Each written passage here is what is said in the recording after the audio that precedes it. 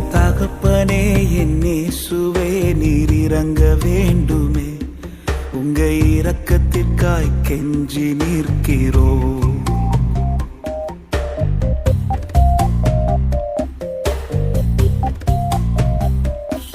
எங்கள் தகப்பனே என் இயேசுவே நீர் இறங்க வேண்டுமே, உங்க இரக்கத்திற்காய் கெஞ்சி நிற்கிறோம்.